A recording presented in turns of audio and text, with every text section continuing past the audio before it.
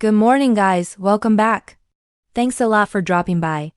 Today, I'm gonna read for you this interview which was published in an English language magazine in Thailand.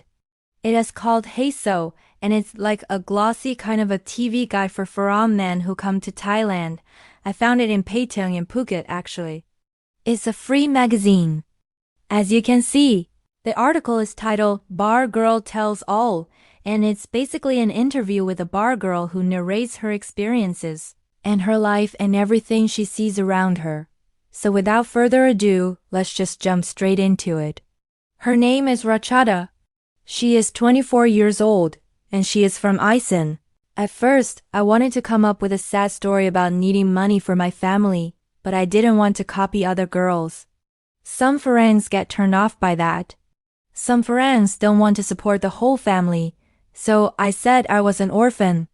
My parents died in a motorbike accident when I was young, and I was brought up by my aunt and her two daughters, which was a half-truth in a way.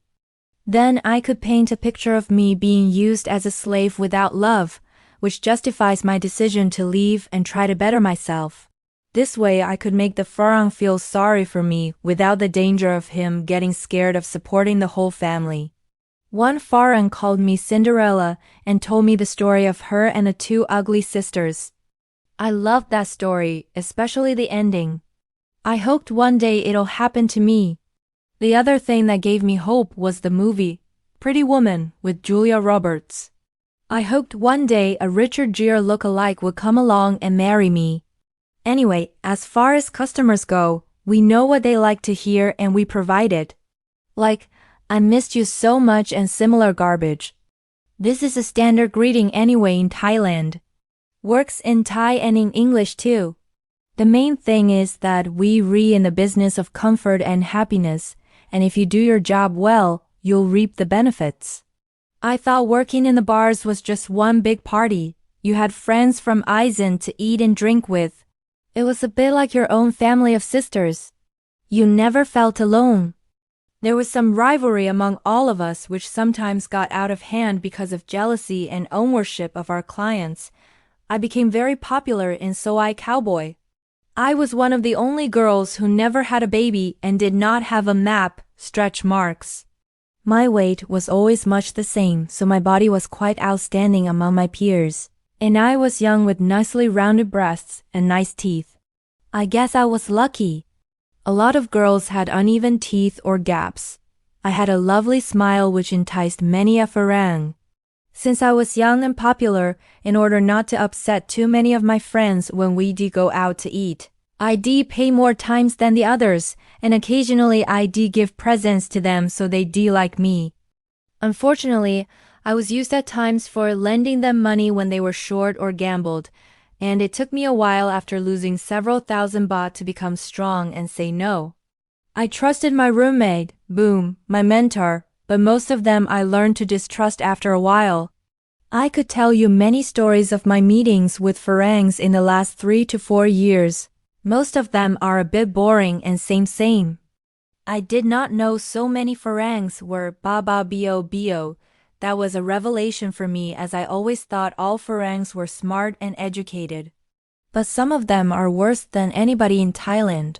A lot of them are very gullible. Of course, we can be gullible too, especially when we re-dined and taken on holidays and we think we re-actually better than who we are. Then we're back where we started from and the roller coaster ride starts again. This repetition can actually be detrimental to us in the long run because we get the taste of the good life, then we're back to reality in our dingy rooms. One time I was taken to the Laguna Resort in Phuket. I lived like a princess for 5 days, massages, 5-star resort facilities. Some of the staff who waited on me had university degrees, and there I was, a poor Asian girl lapping it up. Except at times the staff could not hide their disdain and had that false smile on their faces.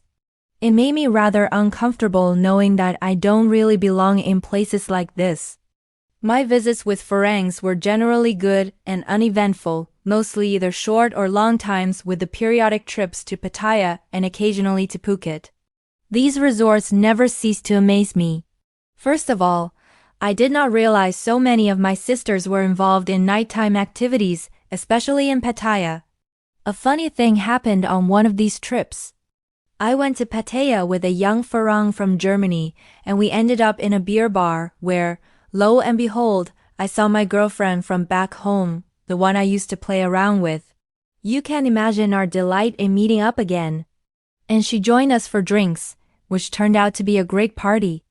The next thing I know, the three of us are heading back to the hotel for the night. The festivities continued in the room. We cleared out the minibar and the Farang became a spectator to our romp on the bed until he could not take it any longer and joined in the fun. Sadly, the next day we were due back in Bangkok, so I had to bid a tearful goodbye to my girlfriend, but promised to keep in touch by cell phone. When the Farang left me in Bangkok, he gave me a bonus of 1,000 baht for the special show with my girlfriend. That's when